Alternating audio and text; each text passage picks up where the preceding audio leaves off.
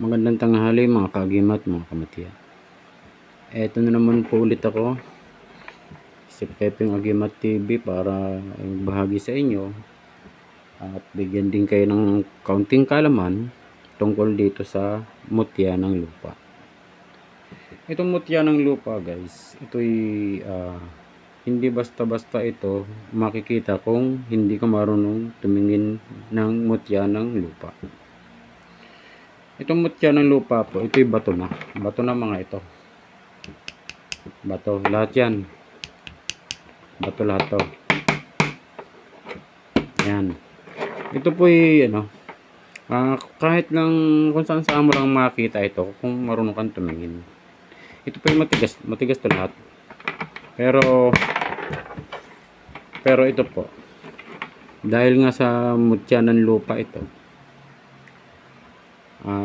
Ito'y pa rin na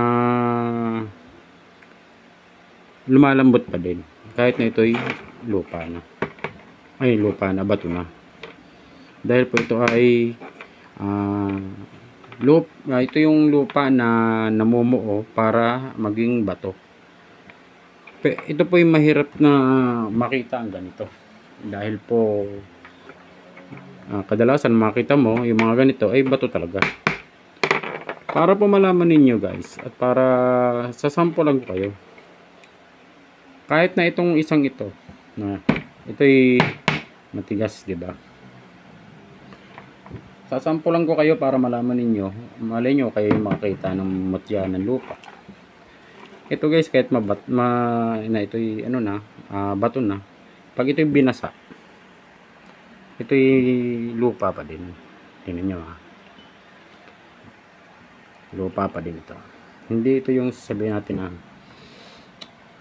na naging bato na talaga, pero kaya nga mutya ng lupa. Ito ang tunay na mutya ng lupa, hindi po gaya ng sasabihin ng iba na ang mutya ng lupa ay minamagnet-magnet pa nila. Ibig sabihin po, hindi po mutya ng lupa yun. Ibig sabihin po, yun ay bato. Ito po, ganito po ang mutya ng lupa. Kahit po ito'y matigas, pag binasa mo ang mutya ng lupa, bumabalik pa rin sa pagkalupa. Yan po. Tingnan nyo maigi. Yan, di ba? Pero ito, kung hahayaan nyo lang ito at tumagal na, ito ay nagiging bato na. Kahit itong mga kasamahan na ito, pag ito'y hinayaan ko na lang nung tumagal ng panahon, titigas ng titigas din yan at magiging bato ng tunay yan. Ito po ay itong mutya ng lupa po, ito yung nagtataglay ng matinding kapangyarihan. Ito po yung nagtataglay ng kapangyarihan sa yung tagabulag, yung hindi ka makakita ng mga kaaway mo, para kang invisible sa paningin nila. Kaya napakaganda pong gamit ito. Ito rin po ay maganda rin tong gamitin sa halimbawa ikaw ay may ginagamot na ito hinahalo sa langis. Pang hilot-hilot ba? Dahil alam naman natin na makapangyarihan ang lupa. Gaya ng nakalagay sa Bible, di ba? Tayong mga tao mismo galing lang din sa lupa. Kaya po ito ay isa sa magandang gamit. Ito po yung mutya ng lupa. Kapag kayo ay nagtataglay nito o talagang paniniwalaan yung kapangyarihan ng mutya ng lupa, kayo po ay magiging magaling sa mga paghahalaman. Kung may mga transaksyon man kayo tungkol sa mga lupa, sigurado pong magiging successful. Dahil po, hawak ninyo ang mutya ng lupa. Tingnan nyo po ang ibang ito. Kahit ito. Ito isang ito, di ba? Ito yung ito isang ito. Ganoon din po yan. Kapag itong mga ito, kahit matitigas na ito, kapag ito yung nabasa, bumabalik pa rin sa pagkalupa.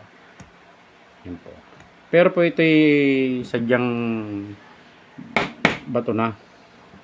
Pero syempre lupa Mutya ng lupa nga eh. Kaya lupa pa din po ito. Pero, ang kagandahan nito, ito po'y habang tumatagal, ito po'y nagiging bato. Pag ito'y gaya nito, kapag ito'y in-stock ko na, hinayaan ko na, balang araw, bato na po ito. Ngayon pa nga lang, bato na eh. Pero, kahit bato na siya,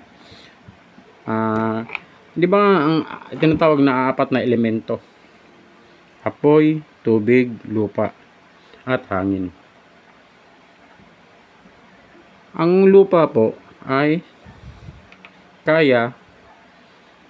kayang tunawin ng tubig, di ba? Yung po ang pangontra niyan. Pagdating mo sa apoy, hindi kaya ang lupa na tunawin. Dahil, pag ito'y sinunog mo, lalong magiging bato ito, lalong titigas po ito. Tunay po yun. Tumesting na ako ng isa nito. Sinunog ko sa stove. Ay ngayon, hindi ko na mabasag eh. Kung kahit nabasain mo ng basain, babad mo ng matagal, hindi na, bato na talaga. Sana po may natutunan kayo sa aking ibinahagi sa tanghaling ito.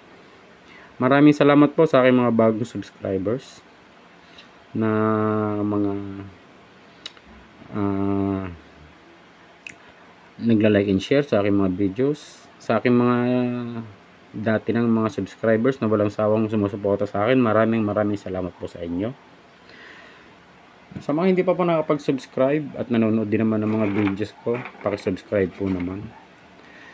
Maraming salamat po ulit sa inyo at magandang tanghali.